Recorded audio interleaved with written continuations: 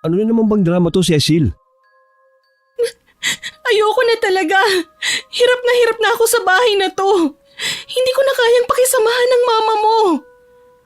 Ano na naman bang ginawa ni Mama? Anong ginawa niya, ha? Pinapunta ba naman niya dito sa bahay ang kababata mong si Alexa? Eh ano ngayon? Noon pa naman nagpupunta na rito si Alexa. Para na kasi kami magkapatid noon. Anak na ang turing sa kanya ni Mama. Mas tinuturing pa niyang anak ang kababata mong yon kaysa sa akin, ganun ba? Napakababaw naman ang dahilan mo para basta na lang mag-alsa balutan. Hindi mo kasi ako naiintindihan eh. Alam mo bang ginawa ng mama mo kanina, ha? Pinahiya niya ako sa harap ni Alexa at ng ibang bisita niyo. Ano bang pamamahiya ang ginawa nila sa'yo? Matagal ko nang tanggap na kahit kailan, hindi ako gusto ng mama mo. Pero yung harap-harapan na ginawa niya, pinagmukha lang naman niya ako na pinikot kita. At kung hindi ko daw yun ginawa, malamang kayo ni Alexa ang mag-asawa ngayon. Ako sabi kong Mama, ibalik mo na ulit sa cabinet ang mga damit mo. Kahit ilang beses mo pang kausapin ang mama mo, wala ring mangyayari. Pinangungunahan mo na kasi kagad eh. Nagsasabi lang naman ako ng totoo. Ilang beses mo na bang kinausap ang mama mo, ha? Hanggang ngayon, hindi pa rin nagbabago ang trato niya sa akin. Sinabi ko naman sa'yo, para magkasundo kayo ni Mama, hulihin mo ang loob niya. Ilang taong ko nang hinuhuli ang loob ng mama mo. Lahat ginawa ko na para mapaluguran lang siya pero baliwala pa rin sa kanya. Ang kababata mo pa rin na si Alexa ang gusto niya para sa'yo. Siya na ang maganda, matalino at ka-level niyo. Ikaw ang pinakasalan ko. Doon ka nakakalamang sa kanya. Ano ang silbi ng kapirasong papel na pinanghahawakan ko kung hindi naman ako welcome sa pamilya mo? Huwag mo na lang intindihin ang mga sinasabi ng pamilya ko. Hindi naman silang pinakikisamahan mo kundi ako eh. Mahal natin ang isa't isa. Yun lang ang mahalaga. May 3 taon na rin kami nagsasama ni Abdel. Minsan na rin ako nagdalang tao. Pero nung nasa 3 buwan na ang ipinagbubuntis ko nun, nakunan ako. Maselan kasi kung magbuntis. Pero dahil nakikitira kami sa biyanan ko, kailangan kong kumilos sa bahay nila. Marahil sa pagod na rin kaya dinugo ako. Nang yakapin ako ni Abdel, hindi ko na napigilang lumambot ang puso ko. Pinanghinaan na rin ako ng loob na ituloy pa ang plano kong pag-alis. Ilang sandali lang, nagpaalam siyang kakausapin muna ang mama niya. Tumango lang ako sa kanya. Nakaupo lang ako ng mga sandaling yon at nakatingin sa maleta kung saan ko isinilid ang mga damit ko. Napapitlag pa ako nang biglang bumukas ang pinto ng kwarto namin at iniluwano ng galit na galit kong biyanan. Talaga bang gusto mo lumayo ang loob sa akin ng anak ko, ha? Ho? Hindi ko ho alam ang sinasabi niyo. Nagmamaang-maanga ka pa talaga, ha? Ano na naman ang isinumbong mo sa anak ko? Kasi mama, Yung nangyari ba kanina, ha? Napakaliit na bagay pinalalaki mo. Hindi ka man lang marunong sumakay sa biro ng mga bisita. Nakakahiya tuloy kay Alexa. biro lang po ba yun sa inyo? Kulang na lang ipagduldulan niyo ang babaeng yun sa asawa ko. Hindi niyo man lang inisip ang damdamin ko. Ako ba inisip mo, ha? Sarili mo lang laging iniisip mo. Lahat naman po ginagawa ko para matanggap niyo ako eh. Pero yung babae pa rin na yun ang gusto niyo. Dahil si Alexa, galing sa mabuting pamilya. Kalebel namin. Siya lang ang nababagay sa anak ko. Tandaan mo yan. Iniwanan pa ako ng matalim na sulyap bago lumabas si Mama Elena sa kwarto namin mag-asawa. Hindi ko na rin napigilang humagulgol habang sapo ang dibdib ko. Pakiramdam ko kasi, sobrang sikip na nito kaya halos hindi na ako makahinga. Yun din ang unang beses na direktang sinabi yun ng biyanan ko sa akin. Labis ako nanliit sa mga binitiwan niyang salita. Hindi na ako lumabas ulit ng kwarto namin ni Abdel hanggang makaalis ang mga bisita. Nang pumasok siya, tinanong niya ako kung nagkausap daw ba kami ng mama niya. Oo, galing nga siya dito kanina. Sinabihan ko kasi siya kanina. Sabi nga niya, Kakausapin ka para makahingi ng dispensa sa nangyari. Wala naman daw siyang intensyong masama kanina eh. Yun palang sinabi niya sa'yo eh.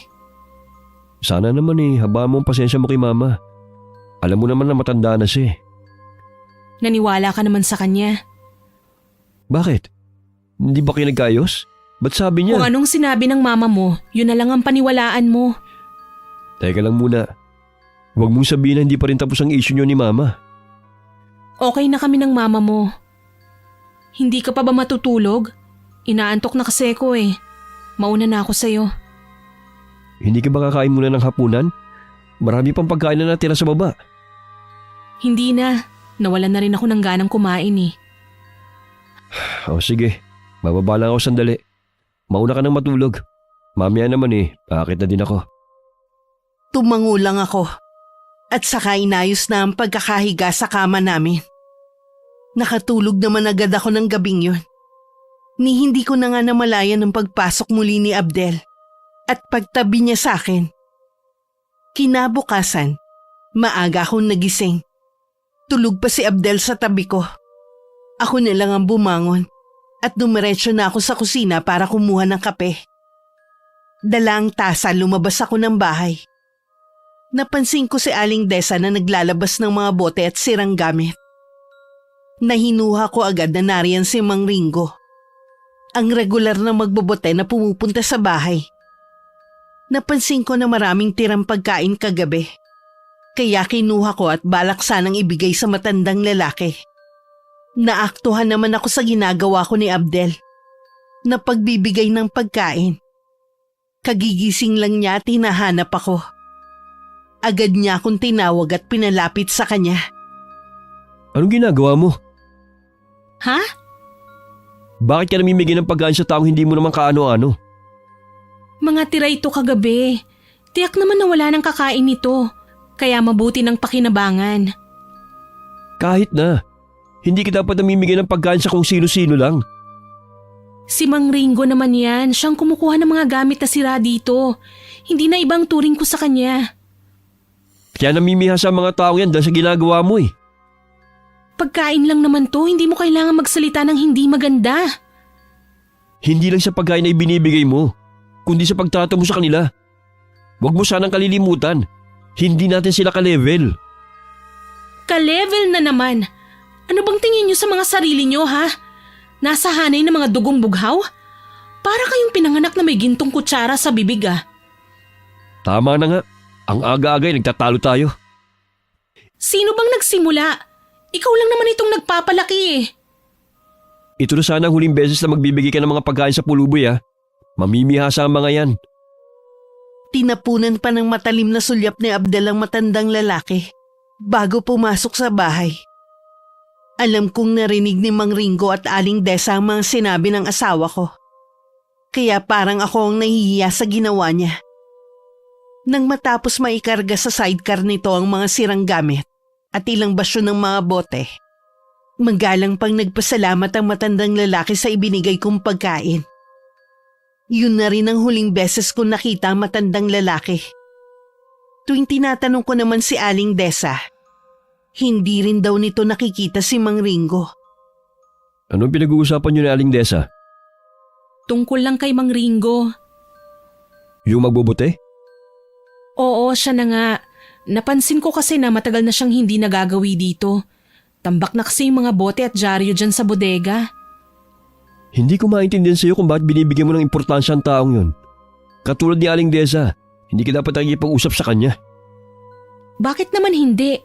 Wala akong makausap dito kundi si Aling Desa. Pati ba pakikipag-usap ko sa kanya minamasama mo? Ikaw lang ang iniisip ko eh. Ayoko lang kasing lagi ka na lang pinupulaan ni mama. Hayun, dahil na naman sa mama mo. Kung siya ba'y nakikipag-usap sa akin, bakit ako makikipag-usap kay Aling Desa? Kinakausap ka naman ni mama. Ikaw lang naman tong umiiwas eh. Mas gusto ko pang kausapin ang kasambahay natin dito sa bahay. Kaya lalong lumilit ang tingin sa'yo ni mama eh. Ano bang nangyayari sa'yo, Abdel? Bakit parang nagiging katulad ka na rin ng mama mo? Anong ibig mong sabihin? Dati naman hindi ka ganyan magsalita sa mga taong mas nakakababa sa'yo. Bakit ngayon mahilig ka ng mangmata ng kapwa? Wala ka na ring pinagkaiba sa mama mong mata pobre. Yan ang tingin mo sa akin? Oo, ang laki na ng pinagbago mo. Para yun ang sinabi ko, pinalaki mo na naman. Parang ayaw mong pinagsasabihan ka. Huwag mo sanang kalilimutan na nasa pamamahay ka namin. Hindi ko nakakalimutan. Kaya nga kung nakikita mo, gumagawa din ako sa bahay niyo. Nahihiya kasi ko na baka isipin niyo nagbubuhay senyorita ako dito. Hindi naman kaso sa akin kung hindi ka gumawa dito sa bahay eh. Ang akin lang, makinig ka naman pag sinasabihan ka. Mamaya na, parating na si mama. Nagtatalo ba kayong mag-asawa? Hindi po ma. Meron na po kami pinag-uusapan ng asawa ko. Oo nga po mama, pasensya na po kung napalakas ang boses ko. Lagi naman malakas ang boses mo eh. Hindi ka man lang makapagsalita ng malumanay. Ma, Biro lang yun. Malambing kaya magsalita ang asawa mo. bakit po pala maaga kayong gumising ngayon? May lakad ba kayo? Meron, iho. Gusto ko sanang samahan mo ko. Ngayon na po ba? Oo, sa labas na lang din tayo kumain. Ay, magbibihis lang po ako sandali. Hihintayin na lang kita sa garahe, ha? Pasensya ka na. Hindi kita masasaluhan sa almusal. Kailangan ko kasing samahan si mama. Ayos lang, sanay naman akong kumaing mag-isa eh. Baka sumabay na lang din ako kina Aling Desa. Huwag ka na magtampo. Babawi ako sa iyo sa ibang araw. Tayo naman ang lalabas. Humalik pa sa pisngi ko si Abdel bago nagmamadaling pumanik sa kwarto namin. Naiwan naman ako na napapahinga na lang ng malalim. Nang marinig ko ang andar ng sasakyan, tsaka naman ako pumasok sa kwarto. Nawalan na rin kasi ko ng ganang kumain ng almusal. Hindi rin naman nagtagal. Lumabas na rin ako para tumulong sa mga gawaing bahay. May mga pagkakataong talagang namimiss ko ang buhay namin sa probinsya. Hindi man kami kasing yaman ng biyanan ko. Kahit papano nakakariwasa naman kami sa buhay. Simple at katamtaman lang ang laki ng bahay namin na may malawak na bakuran na tipikal sa mga probinsyang katulad sa amin. Meron din kaming maliit na taniman ng gulay at prutas. May mga alaga ring hayop ang lolo't lola namin na tumulong sa aming magkakapatid para makatapos ng pag-aaral. Magulang sila ng aming namayapang ama. Matagal na ring hiwalay ang mga magulang namin bago pa mamatay ang itay. Nakatira naman ang nanay namin sa probinsya nito. Sa lalim ng iniisip ko, hindi ko na namalayan ang pagdaan ng oras. Tsaka ko lang naalala na kumain nang kumakalam na ang sikmura ko. Mabuti na lamang nakaluto na si Aling Desa ng tanghalian namin. Sumabay na rin ako sa kanya sa pagkain. Hapon na nang dumating ang asawa at biyanan ko. Halatang masaya ang mga to sa pinuntahan. Nakatayo ako malapit sa kusina kaya hindi nila ako napansin. Nagkukwentuhan pa sila habang papasok. Wala pa rin talagang pinagbago si Alexa. Nakakatuwa talaga ang batang yun. Tuwing kasama ko siya, naku, hindi ko talaga namamalayan ng oras. Napakasaya kasing kakwentuhan at napakalambing din. Hindi lang yun. Matalino't mabait pa. Swerte na mapapangasawa niya. Napakaswerte talaga. Sayang nga lang, pinakawalan mo pa siya. Ma naman, ilang beses ko bang sasabihin sa inyo na magkaibigan lang kami ni Alexa? Higit sa lahat, may asawa na ako. Mahal ko po si Cecilia. Oh, wala naman akong sinasabi na hiwalayan mo ang asawa mo ah. Ang sakin lang sana siya na lang ang niligawan mo noon. Wala naman po akong gusto kahit noon pa kay Alexa eh. Kaya hindi ko siya niligawan noon. Alam ko kaibigan lang din ang turing niya sa akin eh. Sigurado ka ba na kaibigan pa rin ang turing niya sa'yo hanggang ngayon? Kahit na ano pang sabihin niyo, hindi na po magbabago ang katayuan ko. Kasal na po ako at mahal ko ang asawa ko. Nanghihinayang lang kasi ko sa inyo ni Alexa. Mas bagay kasi kayo. Kahit ang iba nating kamag-anak sang-ayon sa sinasabi ko. Narinig kong tumawa lang ang asawa ko. Marami pang binanggit ang biyanan ko na magagandang katangian ni Alexa. Wala naman ako narinig na tugon kay Abdel. Sa hapunan, tamilmil akong kumain. Nakatungo lang din ako at hinahayaan ko lang ang asawa at biyanan ko ang mag-usap. Hindi rin naman kasi ako makakasabay sa kanilang usapan dahil tungkol yun sa negosyo. Cecilia, bakit parang matamlay ka yata ngayon? Masama bang pakiramdam mo? Hindi po, Mama. Halos hindi kasi nababawasan ang pagkain mo eh. Nagmerienda po kasi ako kanina kaya parang busog pa po ako ngayon. Ganun ba? Hindi ka naman ba nainip dito sa bahay sa maghapon? Pasensya ka na kung natagalan kami, ha? Hindi naman po. Marami po akong ginawa dito sa bahay. Di ba sinabi ko naman sa'yo, huwag kang kikilos dito sa bahay. Hayaan mo lang ang kasambayang gumawa ng mga gawaing bahay. Ayos lang naman. Naiinip din kasi ako kaya gumagawa ako. Ay, sayang. Wala ka kasing alam sa negosyo. Di sana natutulungan mo si Abdel sa ginagawa niya. Pabuti pa si Alexa, ang daming alam. Tuluyan na akong nawalan ng gana sa pagkain. Kung hindi lang ako magmumukhang bastos, tatayo na ako at aalis sa harap ng hapagkainan. Nang sulyapan ko ang asawa ko, abala ito sa pagkain nito. Kahit hindi ako tumingin, ramdam ko ang nakakapasong titig sa akin ni Mama Elena. Nang sumunod na mga araw, malimit bumisita si Alexa dito sa bahay. Madalas din siyang inaabot na ng gabi, kaya dito na naghahapunan. At minsan pa nga dito rin natutulog. Kitang-kita naman ang saya sa biyenan ko sa mga natatanggap nitong regalo mula sa kababata ng asawa ko. Ang bait talaga ni Alexa. Hindi nakakalimot magbigay ng pasalubong. Saan ba galing ang mga ibinigay niya sa inyo? Galing sila ng Cebu ng mga kaibigan niya. Ilang araw sila nagbakasyon. At dun nga galing ang mga pasalubong niyang to. Kaya pala isang linggo rin siyang hindi dumalaw sa inyo. Sabi ko nga dalawin naman niya ako dito sa bahay. Masyado daw kasi siyang abala ngayon sa trabaho at negosyo niya. Ay, sana naman maisingit niya ang pagpunta rito. Kung dati iniiwasan ni Abdel ang pagbisita ni Alexa sa bahay namin, madalas hinaharap na niya ito kapag tinatawag siya ng kanyang mama. Gusto ko rin sanang makiharap dito, pero parating may pinagagawa sa akin ng biyanan ko. Halatang gusto niyang magkasarili na ng dalawa. Matinding pagpipigil lang sa sarili ang ginagawa ko para wag masagot si Mama Elena. Madalas iniiyak ko na lang sa gabi ang ginagawa nito sa akin. Ilang beses din sumagi sa isipan ko na ituloy na ang plano kong pag-alis sa bahay.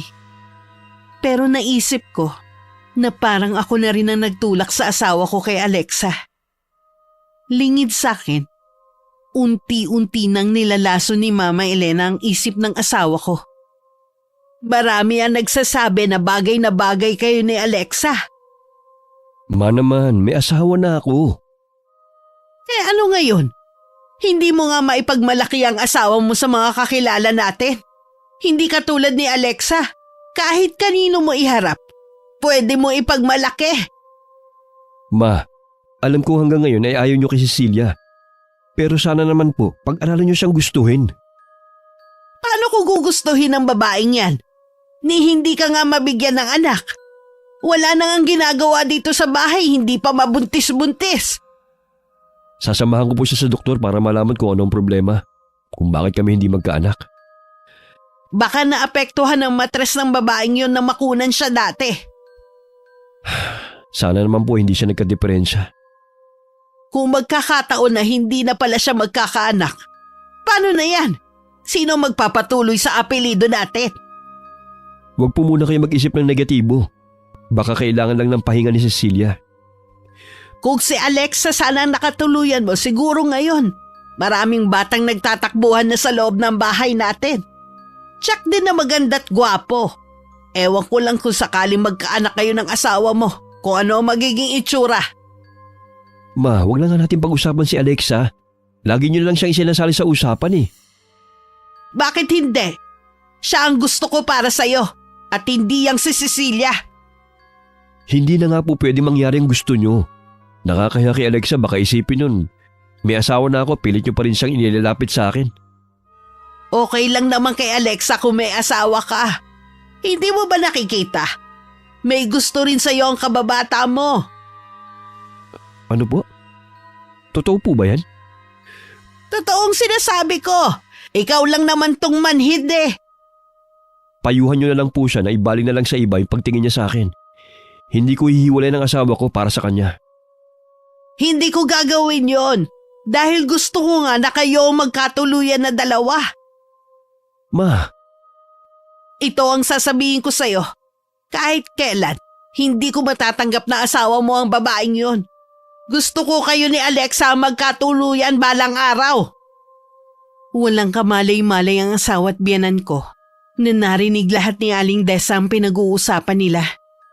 Nagsumbong siya sa akin nang minsan kami lang ang naiwan sa bahay. Nagngingit-ngit man sa galit ang aking kalooban. Wala naman akong magawa kundi pagkatiwalaan si Abdel na kahit anong panunulsol ang gawin ng mama niya, hindi siya makikinig dito. Na mas mananaig pa rin ang pagmamahal niya sa akin. Sa kabila ng maayos na pakikitungo sa akin ni Abdel, hindi pa rin mawala-wala ang kaba sa dibdib ko. Lalo na tuwing lalabas siya para makipagkita sa mga kaibigan niya. Sino ba yung kaibigan na tinutukoy mo na galing ibang bansa? Dumalo ba siya sa kasal natin nun? Oo. Siya yung late na nakarating nun. Si Bernard. Kilala naman pala namin ang isa't isa eh. Baka pwede akong sumama sa'yo. Naku, baka mainip ka lang. Tsaka, puro kami lalaki. Ganun ba? Ay, hindi mo pa kasi natutupad yung pangako mo sa akin na babawi ka eh. Sabi mo kasi lalabas din tayo. Pasensya ka na ha. Masyado lang talaga akong abala ngayon. Pangako, kapag may oras ako, mamamasyal at sa labas tayo kakain. Okay, mag-iingat ka ha. Tsaka huwag ka masyadong magpapakalasing. Nakangiting tumango sa akin si Abdel bago muling humarap sa salamin. Makailang beses pa nitong pinasadahan ng tingin ng buhok at suot nito na ipinagtaka ko. Napansin ko rin na makailang beses pa itong nagwisik ng paborito nitong pabango. Hinatid ko pa siya hanggang garahe. Pagbaling ko para pumasok na sa loob ng bahay, naroon ang biyanan ko at mataman ang pagkakatitig sa akin. Alanganin naman akong ngumiti sa kanya. May kailangan po ba kayo, Mama? Sabi po kasi ni Abdel masama ang pakiramdam nyo. Maayos na ang pakiramdam ko kaya lumabas na ako ng kwarto. Naiinip na rin kasi ako eh. Sayang wala si Alexa. Wala man lang akong makakwentuhan. Gusto nyo po bang makipagkwentuhan sa akin, Mama? Ano naman ang ikukwento mo, Aber? Ang boring ninyong pag-iibigan ng anak ko? Kung paano mo nabilog ang ulo niya para pakasalan ka? Hindi ko po binilog ang ulo ni Abdel. Nagmamahalan po kami. Hanggang kailan ka kaya mamahalin ng anak ko? Ano pong ibig niyong sabihin? Hindi ko alam kung ano nagustuhan sa'yo ng anak ko. Hindi ka naman ganun kaganda. Bata ka pa, pero mukha ka ng losyang dahil sa klase ng pananamit mo. Hindi ka tulad ni Alexa, kahit saan mo tignan. Napakasophistikadang babae. Hindi nakakahiyang iharap sa ibang tao. Ganun po ba? Bakit hindi niyo na lang po siya tawagan para may makakwentuhan kayo? Gustuhin ko man. Ayaw ko naman silang istorbohin ng anak ko. Ano po? Silang magkasama ngayon? Oo, dumating kasi ang kaibigan ni Abdel galing sa ibang bansa. Nagkasundo sila na isama ang mga kapareha nila. Alam nga naman ikaw ang iharap ng anak ko sa mga kaibigan niya. Eh di napaya naman siya. Hindi nga malapit sa iyo mga kaibigan ng anak ko eh. Hindi katulad ni Alexa na malapit sa kanila. Kung hindi mo kasi na itatanong, mga bata pa lang sila, magkakaibigan na silang lahat. Hindi ko na napigilan ang pagbalong ng mga luha ko. Kahit nagsasalita pa si Mama Elena, mabilis ko na siyang tinalikuran at saka ako tumakbo sa kwarto namin. Dumapa ako sa kama at sa unan ko ibinuhusan lahat ng galit ko. Pinagsusuntok ko yun habang umiiyak. Sa hapunan kahit anong katok ni Aling Desa sa may pinto, hindi ako tumayo para pagbuksan siya. Malalim na ang gabi. Hindi pa rin dumarating si Abdel. Hanggang makatulugan ko ang paghihintay sa kanya.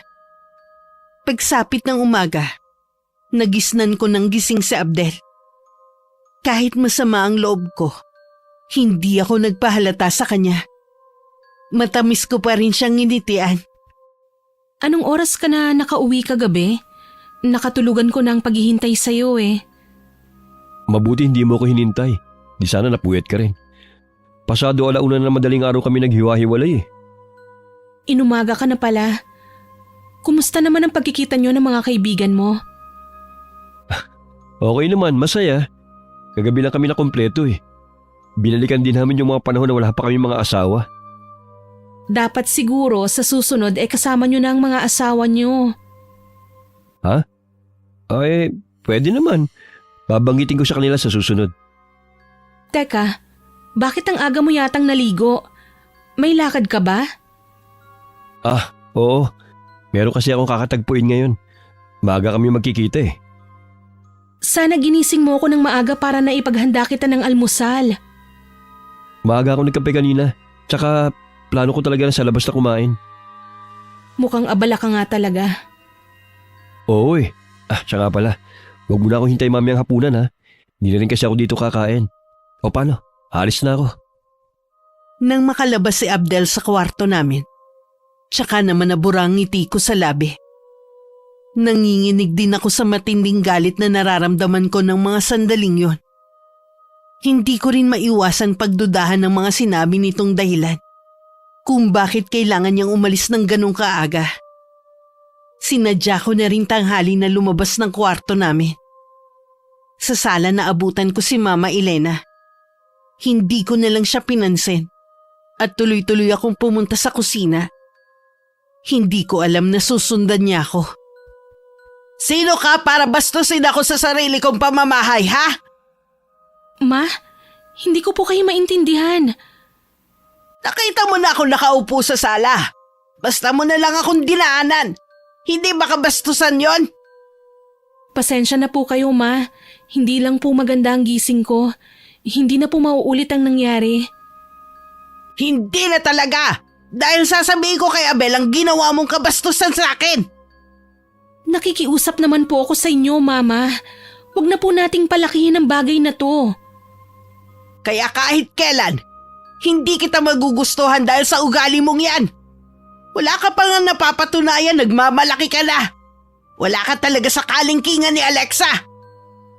Oo na, wala talaga ako sa kalingkingan ng babaeng yun. Marunong akong mahiya at may delikadesa ako.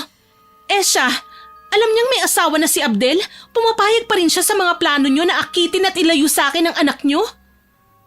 Ikaw na babae ka! Sige, sampalin niyo ako. Tatanggapin ko dahil naging bastos ako. Pero tandaan niyo lang, mas nauna kayong naging bastos sa akin. Nagpupuyos ang kalooban ko na tinalikuran ko na si Mama Elena.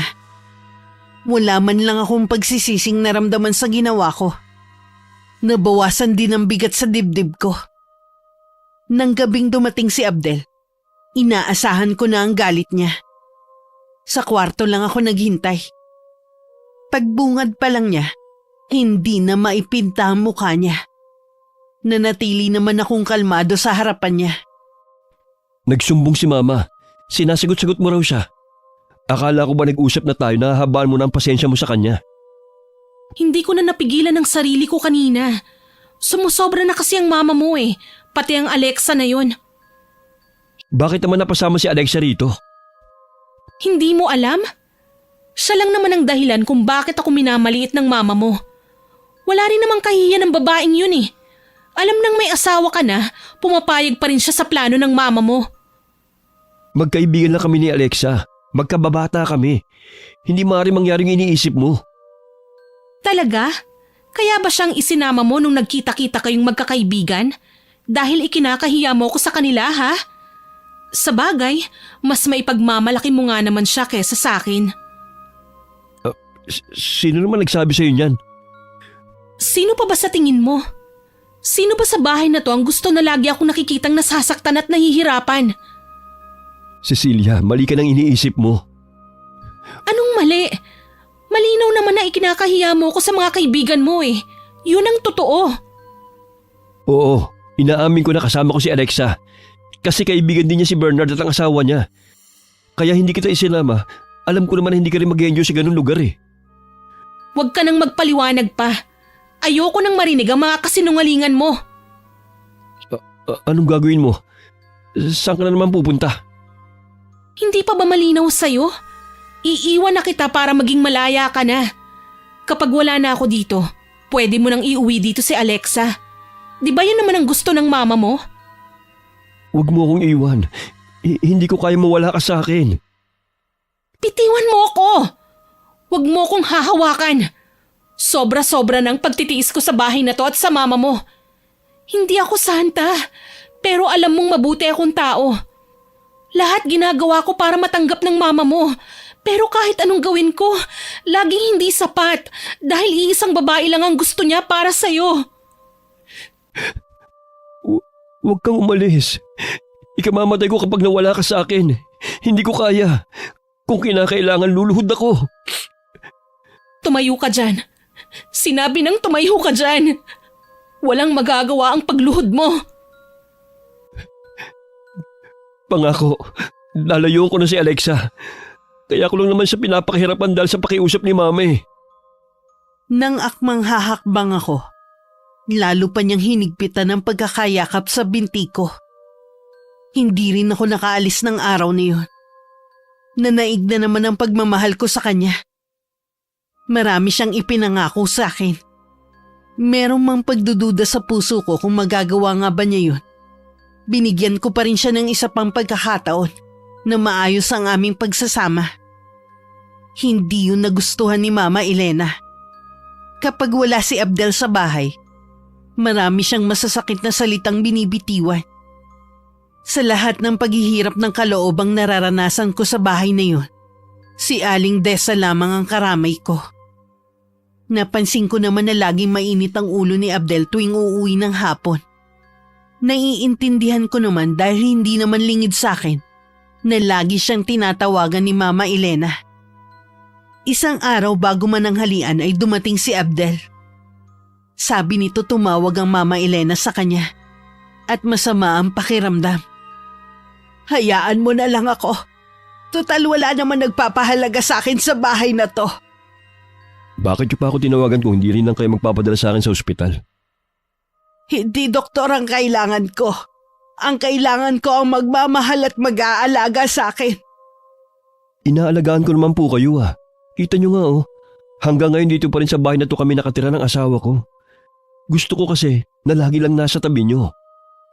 Simula nang maging asawa mo ang babaeng yon, hindi mo na ako sinusunod. Kung ganyan rin lang naman na hindi na ang turing mo sa akin, mabuti pang mamatay na lang ako. Naman, huwag naman kayo magsalita ng ganyan. Mabubuhay ka naman kahit wala na ako. Basta kasama mo lang ang babaeng yon. Kahit anong pagpupumilit ni Abdel na dalhin sa ospital si Mama Elena, hindi niya ito mapilit. Hindi rin niya makumbinse ang mama niya na kumain kahit konti. Dumating naman si Alexa. Tanging dito lamang sumunod si Mama Elena. Nagpadala na rin ito sa ospital at pumayag ng kumain sa kondisyon na laging pupunta dun si Alexa. Wala namang magawa si Abdel kundi ang pumayag. Sa ilang araw na pamamalagi ni Alexa sa bahay, nakitaan na ng sigla si Mama Elena. Kahit nasasaktan ako dahil sa presensya ng babae, nagtiis na lang ako para sa agarang paggaling ng biyanan ko. Dito pala matutulog si Alexa. May bago ba? Di ba lagi naman siyang nakikitulog dito sa bahay? Gusto ko lang ipagpaalam sa'yo. Hindi ko naman bahay to eh. Nakikitira lang ako, kaya wala akong karapatan na tumutol kung sino ang gustong patuloyin dito ng mama. Ayoko sana kaya lang iniisip kong kalagayan ni Mama. Lagi naman ang mama mo ang kailangang isipin eh. Sino ba ako dito? Pasensya ka na ha.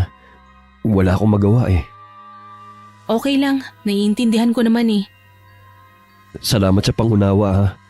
Kapag gumaling na naman ang Mama, hihinto na rin sa pagpunta rito si Alexa. Siya mismo nagsabi na gusto lang niyang gumaling si Mama. 1 buwan na rin nakatira sa bahay si Alexa. Halos siya na ang nagdidesisyon sa bahay. Kung anong lulutuing ulam, kung anong ayos ang gagawin sa bahay. Maganda lang din ang pakikiharap niya sa akin kapag nandun si Abdel. Pero kapag kami-kami lang sa bahay, ipinapakita nito ang tunay na ugali. Kaya pala magkasundo sila ni Mama Elena. Kapwa sila mata pobre. Kasalukuyan akong nasa kusina ng mga sandaling yon nang kausapin ako ni Mama Elena. Hanggang kailan ka ba magtitiis sa bahay na to? Hanggat nandito po ang asawa ko. Ako na ang nagsasabi sa'yo. Ni isang kusing. Wala kang makukuha sa anak ko. Hanggat hindi ka niya iniiwan, wala siyang manang makukuha sa akin. Hindi po perang habol ko sa anak ninyo. Alam po yan ni Abdel. Sinong niloloko mo? Sa tingin mo kaya, hindi ko nakikilala ang mga babaeng oportunista na katulad mo? Bakit po ba galit na galit kayo sa pinagmulan ko? Dapat nga po mas higit niyo ako naiintindihan eh. Dahil nagmula rin kayo sa mahirap na pamilya. Bakit po kung umasta kayo ngayon, sobrang taas ng tingin niyo sa sarili niyo? Hindi ko alam ang sinasabi mo. Huwag mo kong gawan ng kwento. Huwag niyo na pong ipagkaila. Matagal ko na pong alam na tindera lang kayo sa palengke nang makilala niyo ang papa ni Abdel. Itiko mo yung bibig mo! Bakit niyo po gustong itiko ang bibig ko? Ayaw niyo bang malaman ni Alexa ang nakaraan niyo?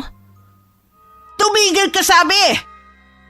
Nananahimik po ako dito nang puntahan niyo ako para lang hamakin na naman, kaya hindi po ako titigil. Sabi na nga ba, may tinatago ka ring ugali. Mabuti pa po magpahinga na kayo. Baka mamaya magkasakit na naman kayo at isumbong niyo na naman ako kay Abdel. Kitang-kita ko ang paglalabasan ng mga ugat sa noo ni Mama Elena. Napasulyap din ako sa kamao niyang nakatikom at nanginginig. Tinalikuran ko na lang siya para matapos na ang pag-uusap namin. Lumabas muna ako sa kusina at nagpahangin sa likod bahay. Sinundan naman ako ni Aling Desa.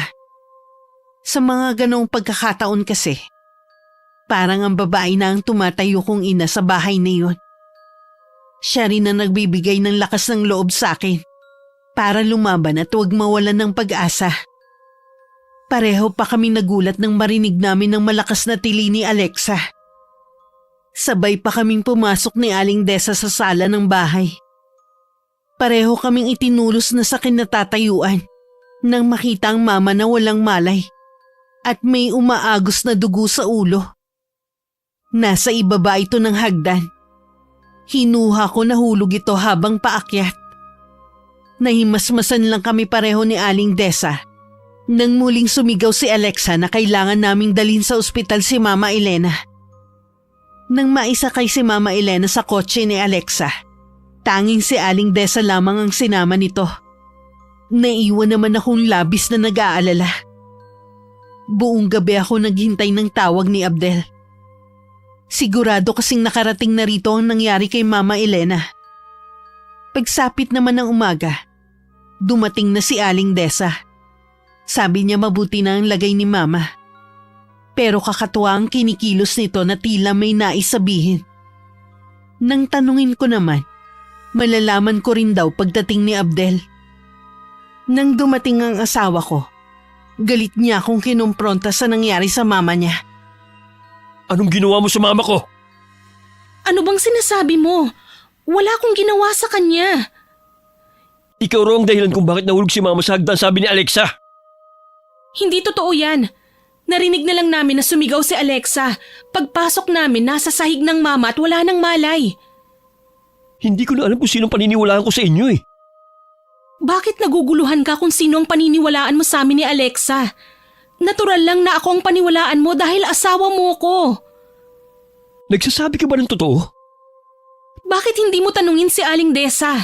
Siyang nakakaalam sa totoong nangyari kay Mama Elena. Siya din ang nakakaalam kung paano ko tratuhin ng mama mo at ni Alexa. Nagkukunwari lang siyang mabait kapag kaharap ka. Pero kapag kami na lang ang nandito sa bahay, lumalabas na ang tunay niyang ugali.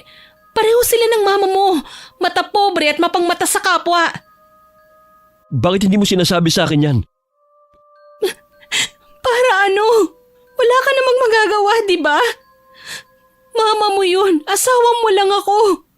Natural na siya pa rin ang papanigan mo. Patawarin mo ako. Hindi ko na rin kasi alam ang gagawin ko sa inyo. Sabi mo nga, kahit anong gawin mo, hindi ka talaga matatanggap ni Mama. Iisa lang ang solusyon na naiisip ko. Ang umalis ako sa bahay na to. Hindi kita papayagan. Mamili ka. Ako o ang mama mo. Huwag mo namang gawin sa akin to. Hindi pwede na pareho mo kaming piliin. Hindi matatahimik ang bahay na to hanggat nandito ako. Kaya mamili ka sa amin ng mama mo kung sino ang mas matimbang sa'yo. Nang araw na yun nagdesisyon si Abel na ako ang piliin.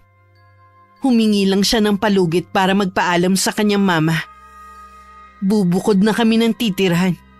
Malayo kay Mama Elena. Nang dumating si Mama Elena galing sa ospital, hindi na naghintay ng matagal si Abdel. Agad na niyang sinabi ang plano nito. Gaya ng inaasahan namin, hindi yun nagustuhan ng mama niya. Galit na dinuro-duro pa ako nito. Hindi naman ako nagpatinag. Alam kong nasa panig ko ang asawa ko. Kahit nandun pa rin kami, tuluyan nang nawala ang bigat sa dibdib ko. Dahil sa wakas makakalaya na rin kami sa bahay na yun at sa manipulasyon ni Mama Elena. Ngunit hindi ko inaasahan ang mga susunod na sinabi ni Mama sa amin. Oras na umalis ka rito, Abdel. Ni isang kusing wala kang makukuha sa akin. Sa ibang tao ko ibibigay ang mana mo. Titiyakin ko rin maghihirap ka. Babawiin ko sa iyo ang negosyo, sasakyan mo, at pera mo. Hindi niyo yung magagawa sa akin, Mama. Kapag pinili mo ang babaeng yan, makakaya mo bang tumira sa barong-barong? Kaya mo bang magtiis na yung ipapaulam sa iyo galing sa karinderya? Ang mahalaga naman po ay magkasama kami ni Abdel. Makakaraos din po kami. Makakaraos? Kailan pa? Hindi sanay ang anak ko sa mahirap na buhay. Kaya mamili ka. Ang babaeng yan o ang yaman na nakasanayan mo na? Abdel, mabuti pang umalis na tayo. Huwag mo na siyang pakinggan. Di ba sabi mo, lahat kakayanin mo basta magkasama lang tayo? Sige, sumama ka sa babaeng yan. Nang maranasan mo kung paano maghirap. Tingnan ko lang kung kakaibiganin ka pa rin ng mga kaibigan mo oras na malaman nila na isa ka ng pobre. Hindi sila tunay na kaibigan kung sa ganitong panahon nila tatalikuran si Abdel. Bakit hindi ka sumagot, Abdel? Umalis na tayo, Abdel. Halika na. Cecilia, Bakit? Kailangan na nating umalis. hindi ko kayang maghirap. Hindi ko kakayanin. Ano? Pero sabi mo sa akin, hindi mo kayang mawala ako sa'yo. Bakit ngayon yan ang sinasabi mo? Mahal kita. Kaya lang hindi ko kayang maghirap. Ang mawalang mga nakasanayan ko na. Kaya mo akong ipagpalit sa pera? Abdel, kaya naman nating kumita eh. Magtatrabaho din ako. Hindi mo ko naiintindihan. Laki ka kasi sa mahirap. Kaya okay lang sa'yo na maghirap ka uli. Paano ako? Hindi ko kaya magdildil ang asin sa piling mo. Akala ko, hanggang huli ay paglalaban mo ko. Bakit ang bilis mo namang bumitaw? Patawarin mo ko. Hayop ka. Wala kang pinagkaiba sa mama mo. Mag-ina nga kayo. Narinig mo na ang desisyon ng anak ko. Makakaalis ka na sa bahay ko! Dalhin mo na lahat ng gamit mo! Bilisan mo na bago pa kita ipakaladkad! Abdel, bakit? Bakit? Patawarin mo ko. Hindi kita maaaring piliin. Nang mga sandaling yun, tuluyan ng gumuho ang natitira kong pag-asa. Ang inaakala kong lalaki na magtatanggol sa akin hanggang sa huli ay iniwan ako sa ere. Mas binigyan nito ng halaga ang yaman kesa sa akin. Hanggang makaalis ako sa bahay na yun, nanatiling nakayuko si Abdel at hindi makatingin sa akin ng diretso. Si Aling Desa ang naghatid sa akin hanggang sa kayan. Umiiyak na yumakap siya sa akin. Binigyan niya pa ako ng malaki-laki ring halaga. Ayaw ko sanang tanggapin pero sinabi nito na para yun sa amin ng anak ko. Muli ko siyang niyakap at nagpasalamat. Binulungan ko rin siya na walang dapat makaalam na nagdadalang tao ako. Tumango lamang siya sa akin. Sa buong biyahe na natili lang akong tahimik at nakatanaw sa malayo. Hanggang marating ko ang baryo kung saan nakatira ang inay. Cecil? Ikaw nga ba yan? Inay? Bakit ganyan ang ayos mo? Bakit ka umiiyak? Ikaw lang ba mag-isa? Opo, pwede po bang dumito muna ako? Oo naman. Kung alam mo lang kung gaano mo ko pinasaya na dito ka nagpunta. Sa wakas kasi makakasama na rin kita. Salamat po, Inay. Halika muna sa loob ng bahay. Siguradong hindi ka pa kumakain. Kumain ka muna at saka mo ikwento ang nangyari sa'yo. Hindi po ako nagugutom. Hindi ka pwedeng magpalipas ng gutom, lalo na sa kalagayan mo ngayon. Ho? Hindi ba buntis ka? Kailangan mo maging malakas at matapang para sa magiging anak mo. Paano niyo po nalamang nagdadalang tao ako? Naramdaman ko yun agad nang magdaiti ang mga balat natin. Alam ko rin na napakabigat ng dinadala mong problema. Kaya tama lang na dito ka nagpunta sa akin. Walang ibang makakatulong sa'yo kundi ako. Habang nagsasalita ang inay, para akong nahihipnotismo. Nang akayin niya ako papasok ng bahay nito, naging sunod-sunuran na lang ako. Noon ko lang naramdaman ang matinding pagod sa mahabang biyahe. Naghain agad ng pagkain ng inay. Ininit lang niya ang ulam na sinigang na isda. Masarap ang luto ng sinigang. Kaya kahit wala akong ganang kumain, hindi ko na namalayan na naparami na pala ang kain ko.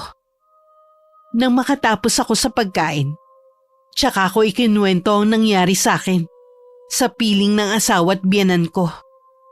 Wala akong pinalampas na detalye kung paano ko tratuhin ni Mama Elena at ang pagtalikod sa akin ni Abdel. Wala ring sariling desisyon ng asawa mo. Sa edad niyang yun, hindi pa rin siya makaalis sa saya ng nanay niya. Sinayang ko lang ang 3 taong kong pakikisama sa kanya. Tinalikuran ko ang maganda kong trabaho para sa kanya. Sa pag-aakalang siyang magbibigay sa akin ng magandang buhay. Ngayon ko lang napagtanto, sa loob ng 3 taon naming pagsasama, wala na siyang ginawa kundi pagdamutan ako. Kahit magsisi ka pa ngayon, hindi mo na maibabalik ang nakaraan. Gusto ko lang ilabas ang matagal nang nakatagong sama ng loob na nananahan sa dibdib ko. Ngayong narito ka na sa poder ko, hindi ako papayag na apihin ka pa ng kahit sino. Ako na ang makakalaban nila sa susunod. Ayokong umuwi kina lolo't lola na ganito ang kalagayan ko. Noon pa man, tutol na si lolo kay Abdel. Simula pa lang kasi mabigat na ang loob niya rito eh. Sana nakinig na lang pala ako sa kanila. May pagkakataon ka pang baguhin ang takbo ng buhay mo. Pero wala nang pagkakataon para sa asawa at biyanan mo. Ano pong ibig niyong sabihin, Inay? Ay, wala. Kalimutan mo nang sinabi ko yun. Magpahinga ka muna sa magiging silid mo. Salamat po, Inay, na tinanggap niyo ako dito . Mabuti na lang pala, hindi na ako nagdalawang isip na tumuloy dito. Anak kita, kaya kahit anong oras, malaya kang pumunta dito. Maging ang mga kapatid mo. Inay, nasan po ang pamilya niyo? Mag-isa lang ako nakatira dito. Wala akong pamilya, kundi kayo lang. Akala ko po Na sumama ako sa ibang lalaki? Wala akong sinamahan na kahit sino, Cecil. Hanggang ngayon kayo lang ang tinuturing kong pamilya.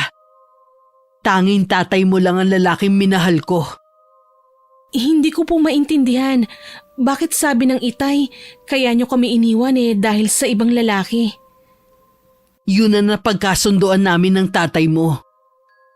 Ako ang nagsabi sa kanya noon na yun ang idahilan sa inyo. Pero bakit? Para madali ninyo matanggap na magkakapatid ang paglayo ko. Para hindi nyo na ako hanapin. Buong buhay namin ni na kuya nang ulila kami sa inyo. Inakala namin na inabandonan niyo nga kami noon. Patawarin niyo ako. Hindi ko rin kagustuhan na malayo sa inyo. Wala lang akong pagpipilian noon. Naipit ako sa pagmamahal sa inyo at sa obligasyon ko sa aking ina. Naging sapat ba ang dahilan niyo para iwan kami? Hindi. Pero hindi ako nagsisisi sa naging desisyon ko. Dahil batid ko sa paglayo ko sa inyo. Nailigtas ko kayo sa mas malaking kahihiyan. Ngayon alam ko na kung bakit hindi nag-asawang itay noon. Dahil hanggang sa huling hininga niya, kayo pa rin ang mahal niya. Ganun din ako. Tatay niyo lang ang mamahalin ko habang nabubuhay ako. Yung sinasabi niyo na dahilan ng paglayo niyo, ano po ba yun? Malalaman mo rin sa mga susunod na araw.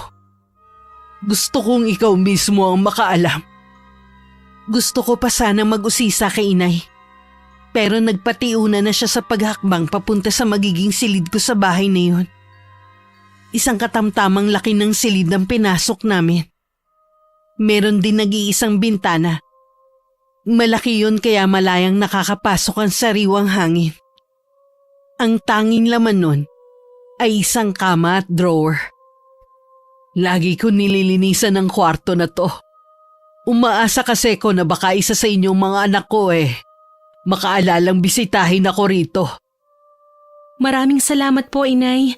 Tiyak na magiging masarap ang tulog ko mamayang gabi.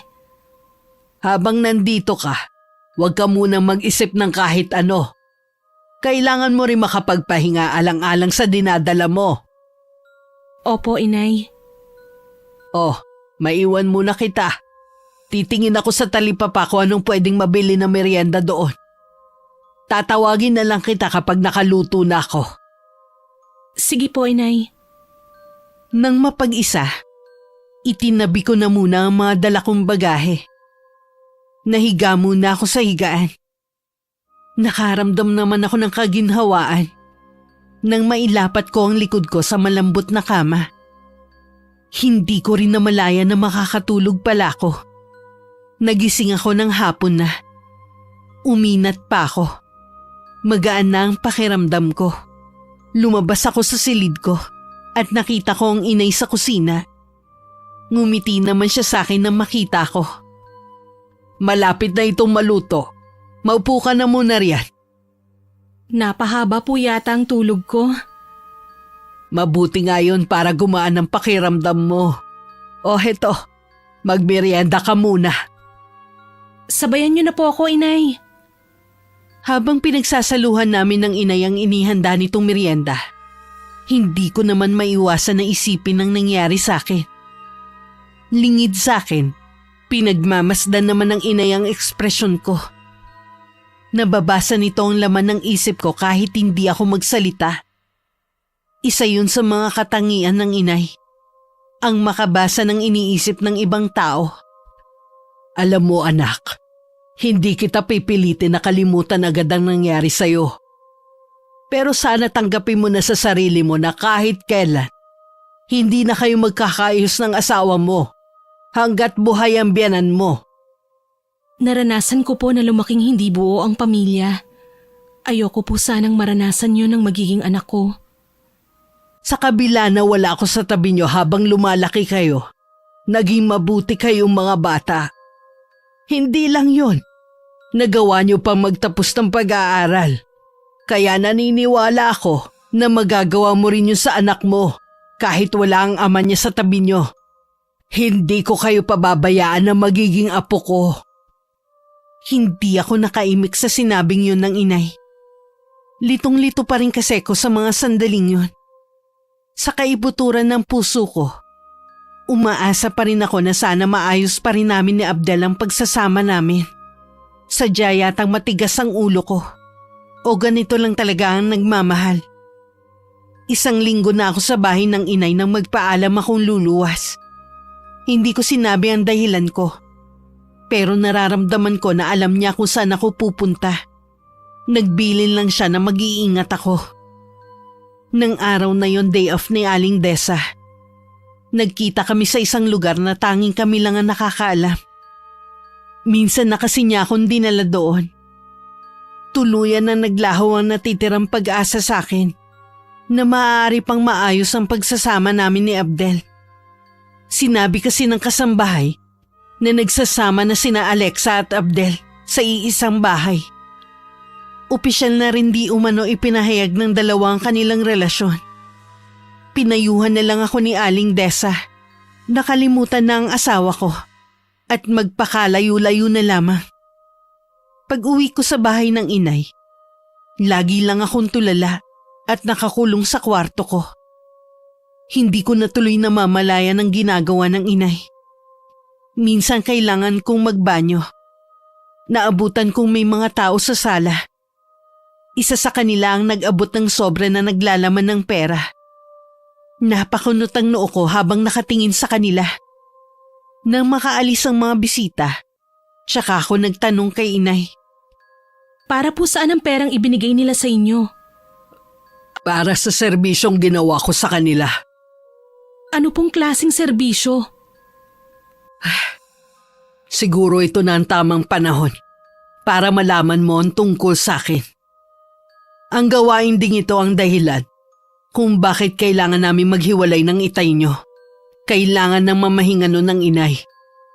Dahil nag-iisa lang akong anak, walang magmamana ng kanyang kaalaman kundi ako. Wala akong magawa kundi talikuran kayo at sundin ng inay para tuluyan na siyang mamahinga. Cecil, isa akong mangkukulam. Ha? Isang mangkukulam?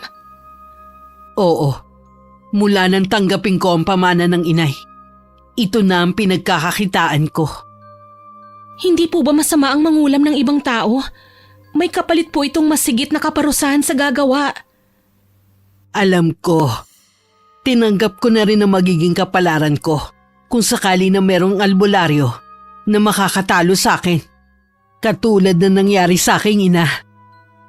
Nagawa niyong talikuran kami para sa paggawa ng masama?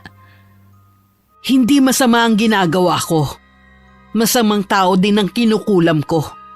Yung mga halangang kaluluwa. At wala nang ginawa kundi ang mamerwisyo ng ibang tao. Kahit na po, Nay. Masama pa rin po ang ginagawa niyo. Sana naman po itigil niyo na yan. Patawarin mo ko, anak. Hilingin mo na ang lahat. Wag lang ang bagay na to. Oras na talikdan ko ang gawain ito. Para ko na rin tinalikuran ang pamana sa akin ng inay. Hindi ko maintindihan ang katwiran na yun ng inay. Pero hindi ko na rin siya pinilit na talikuran ng ganong gawain. Pero nangako ako sa sarili ko na hindi ko siya gagayahin. May takot pa rin ako sa Diyos. At ayokong sa anak ko mapunta ang karma. Hindi ko naman yun itinago kay inay. Na hindi ko gustong magmana ng kaalamang itim nila ng kanyang ina. Nangako naman ng inay na wala sa aming magkakapatid ang magmamana ng kaalaman niya sa kulam. Araw-araw maraming nagpupunta sa bahay para hingin ang serbisyo ng inay, kapalit ng malaking halaga.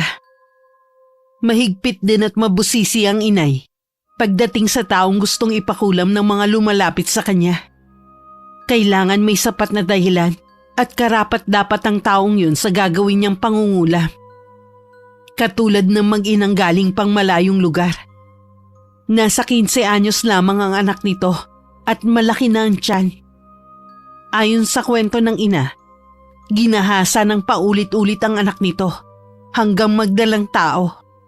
Dahil mula sa maimpluwensyang pamilya ang mga taong sangkot, nahirapan sila na makuha ang hustisya. Hindi na rin kinuha ng inay ang perang inaabot sa kanya ng babae. Ibibigay na lang daw nito ang serbisyo ng libre. Labis na nagpasalamat naman ng mag-ina.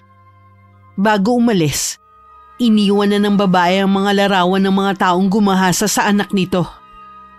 Bakit hindi niyo po kinuha yung binibigay na pera nung Ali?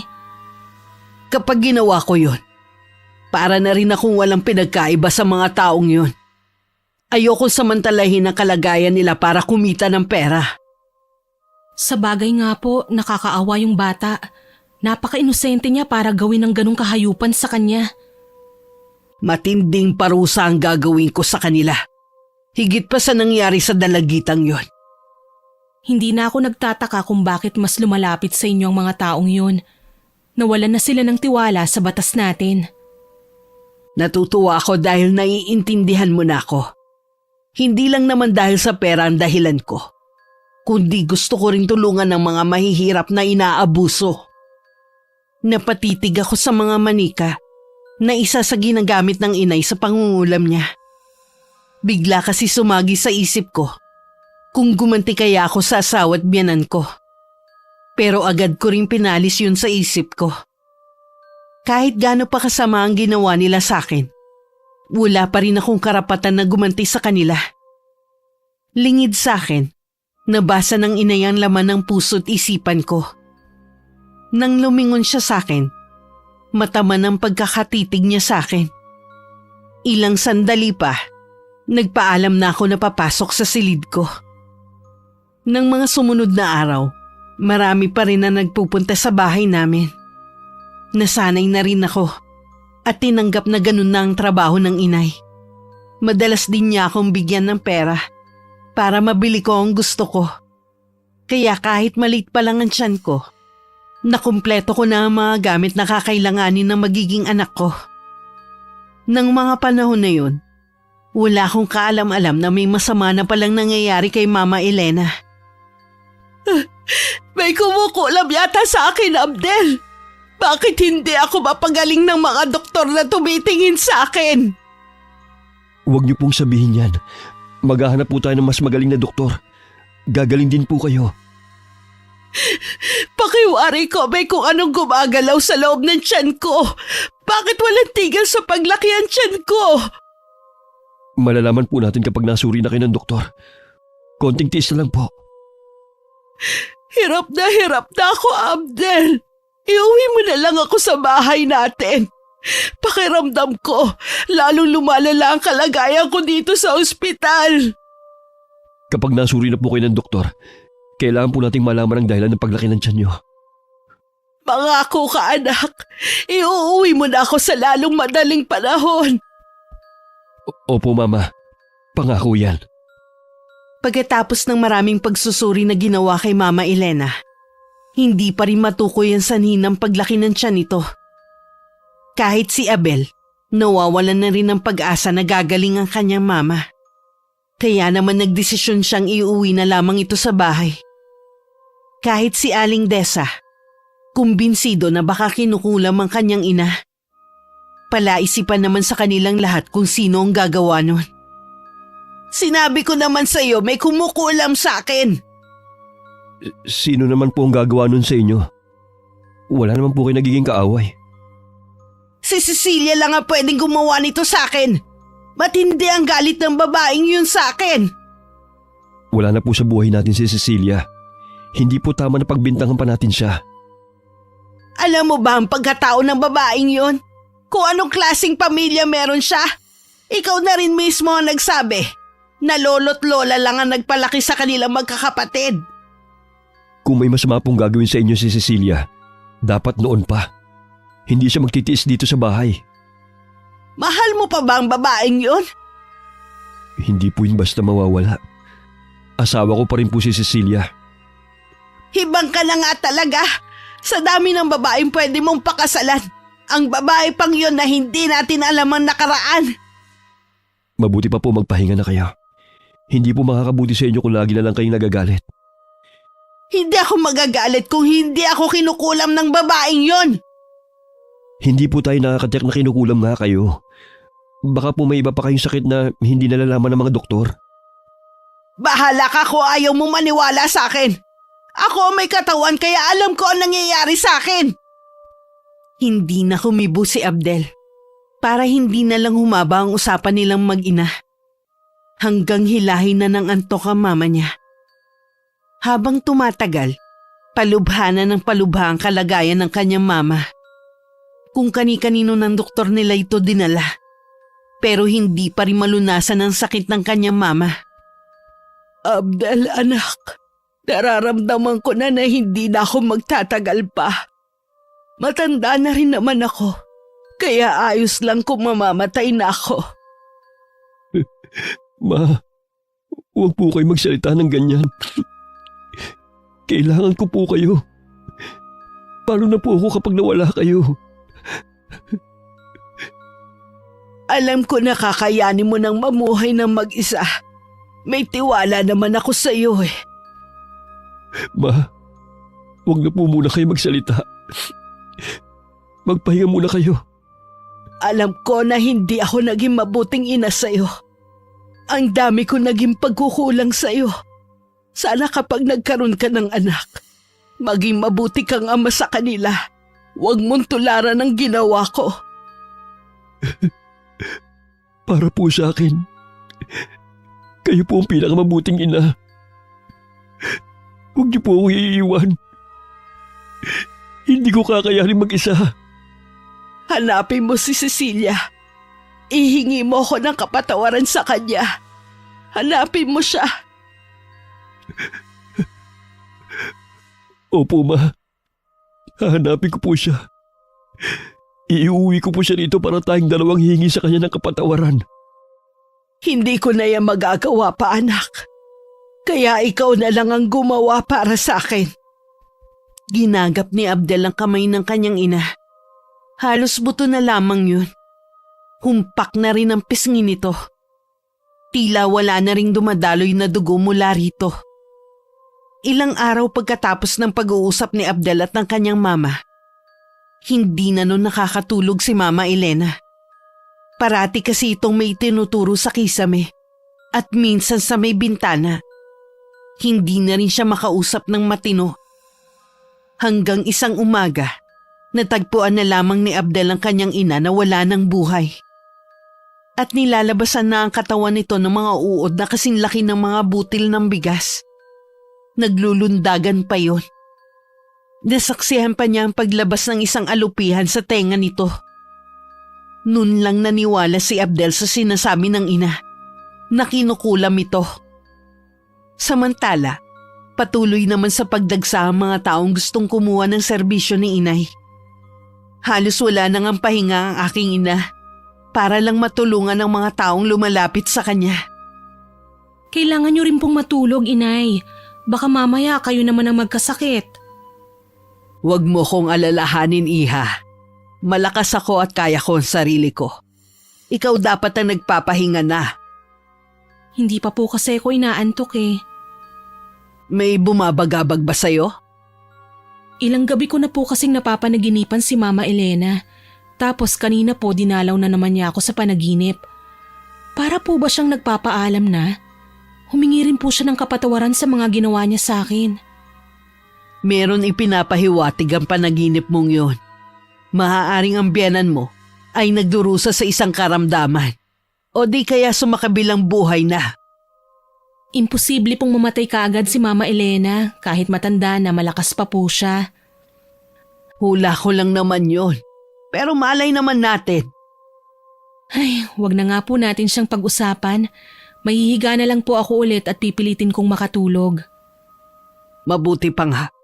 Matutulog na rin ako maya-maya. Tatapusin ko lang ang paglalagay ng sinulid sa mga alaga kong insekto. Nang humakbang ako pabalik sa silid ko, Hindi ko na nakita pa ang pagsilay ng ngiti sa labi ng inay. Tumayo pa siya at kinuha ang isang litrato. May patak pa ng kandilang itim ang bandang tiyan ng taong nasa larawan. Kinabukasan, pagkatapos ng almusal namin, nagpaalam ang inay na may pupuntahan lang. Kapag daw may naghanap dito, sabihin ko na lang daw na babalik din siya agad. Naisipan ko na lang na maglinis ng buong bahay. Hindi pa naman malaki ang tiyan ko, kaya nakakagalaw pa ako ng maayos. Naisip kong pasukin ang kwarto ng inay, kung saan siya nagsasagawa ng kulam. Maraming litrato ang nakadikit sa dingding. Meron doon ang pumukaw ng atensyon ko, kasabay ng malakas na pagkabog ng dibdib ko. Isa kasi sa litratong naroon ay kay Mama Elena. Agad ako nagkahinala na may ginawa rito si inay. Mabilis naman ako lumabas sa kwarto na yun nang marinig ko ang pagdating ng inay. Agad kong ipinakita sa kanya ang litrato. Nanginginig pa ang kamay ko na may hawak nun. May ginawa po ba kayo kay Mama Elena? Oo. Iginanti lang kita sa ginawa niyang pang-aapi sa'yo. Sa tingin mo kaya basta ko na lang palalampasin yon? Pero inay, hindi po tama ang ginawa niyo. Wala akong pakialam kung tama o mali ang ginawa ko. Ang mahalaga lang naman sa akin, maiparanas ko sa kanya ang paghihirap mo nung nasa kanila ka pa. Paano po kung may makaalam sa ginawa niyo? Huwag kang mag-alala. Hindi nila malalaman yon. Sa wakas matatahimik na rin ang kalooban mo. Ano po ang nangyari kay Mama Elena? Buhay pa siya noon nang kainin ng mga insekto ang kanyang katawan. Matinding pagpapahirap muna ang kanyang naranasan bago siya binawian ng buhay. Balak niyo rin po bang gantihan si Abdel?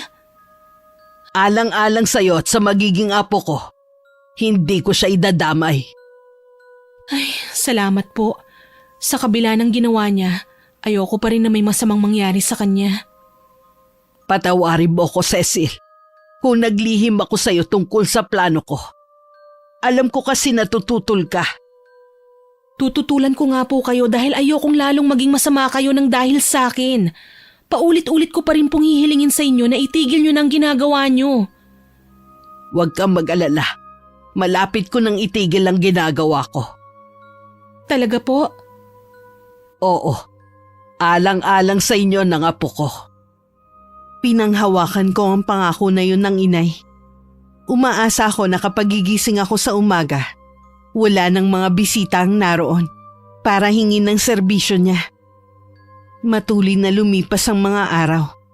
Unti-unti ko na rin natatanggap ang mga nangyari sa akin. Nakakatulog na ako ng mahimbing tuwing gabi na hindi kailangan umiyak.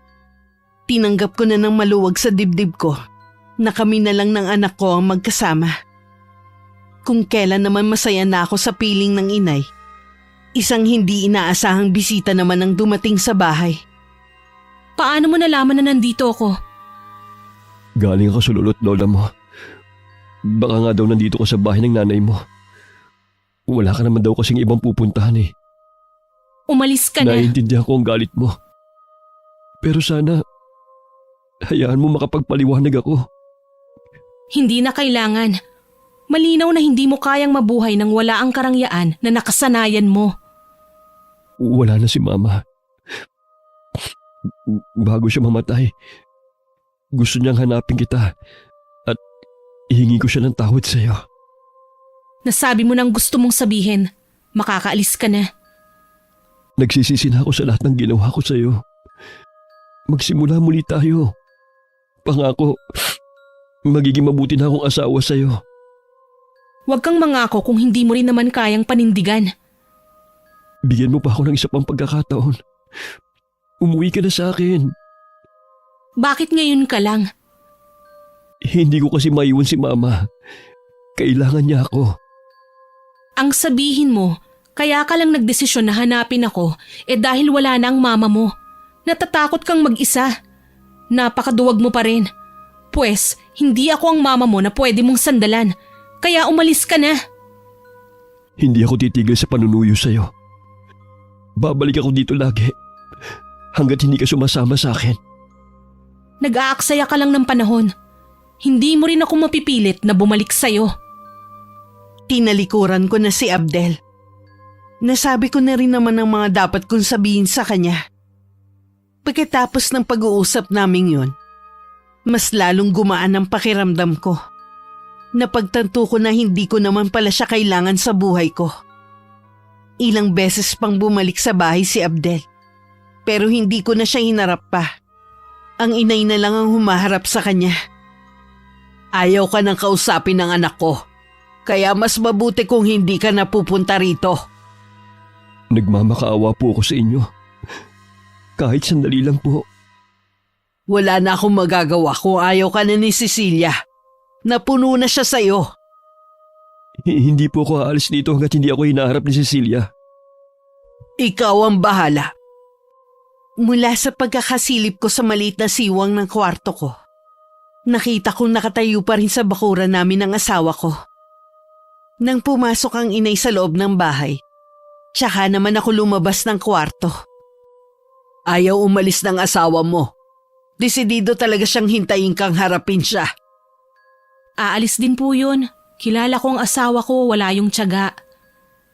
Kung talagang desidido ka nang hindi na makipagbalikan sa kanya, ang mabuti nating gawin, umalis na sa bahay na to. Aalis po tayo dito? Oo, nangako ako sa'yo na titigil na ako sa ginagawa ko, di ba? Mangyayari lamang yun kung aalis na tayo sa lugar na to at hindi na ako masusundan ng mga humihingi ng serbisyo ko. Salamat po, Inay, at pinagbigyan niyo ang kahilingan ko. Naisip kong ito lamang ang pwede kong gawin bilang nanay mo. Ayoko ding ikahiya niyo ako dahil sa gawain ko. Kahit kailan po, hindi ko kayo ikakahiya. Alam ko po na ganun din ang mga kapatid ko. Niyakap ko pa ng mahigpit ang inay habang lumuluha. Gaya ng plano, umalis kami sa lugar na yon. Walang nakakaalam na bumalik kami sa lugar ng itay. Nakipagkita rin ang inay sa dalawa ko pang kapatid.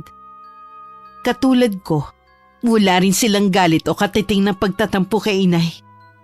Ni minsan kasi, hindi hinayaan ng itay na magtanim kami ng sama ng loob nun kay inay. Nagpatayo kami ng maliit na bahay malapit kina lolo. Habang naroon kami, kapansin-pansin ang pagbawas ng timbang ng inay. May sakit po ba kayo, Inay?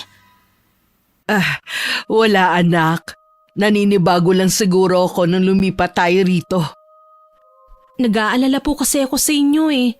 Tamilmil din po kayo tuwing nakain tayo. Huwag mo kong alalahanin, anak.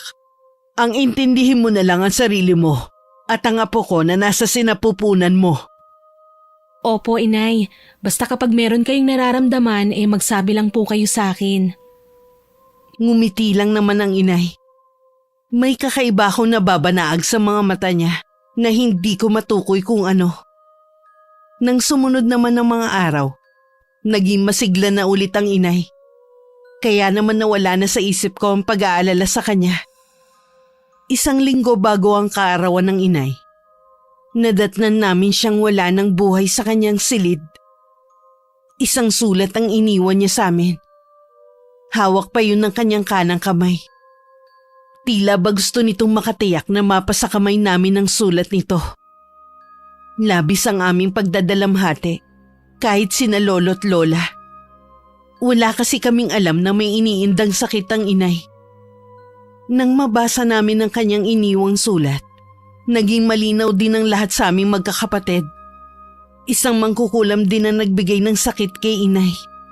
Hindi nito kayang pagalingin ang sarili. Dahil batid na nito ang magiging kamatayan. Ang hiling ko na tumigil na siya sa kanyang ginagawa ay pinagbigyan niya. Malaking halaga rin ang iniwan niya sa aming magkakapatid. Inipon niya ang perang yun ng ilang taon para sa amin. Maraming salamat po, Inay. Kahit sandaling panahon lang tayo nagkasama, ipinaramdam niyo pa rin sa akin ang pagmamahal ng isang ina. Dinamayan niyo ako sa madilim na sandali ng buhay ko. Yun ang huling sandaling nakadalaw ako sa puntod ni inay bago ko manganak. Isang malusog na babaeng sanggol ang sinilang ko. Pinangalanan ko siyang Dulce. Isinunod ko sa pangalan ng inay. Sa paglipas ng taon, ipinakilala ko rin ang anak ko kay Abdel. Siya pa rin ang ama at karapatan niya yung malaman. Buong puso naman niyang tinanggap ang anak namin at sinusustentuhan. Magkaganon man, mas pinili na rin namin na magkanya-kanya na ng landas. Ang mahalaga, nagawa naming patawarin ang pagkukulang ng isa't isa at maging magulang sa aming anak. Wakas. Ano na naman bang drama to, Cecil? Ayoko na talaga.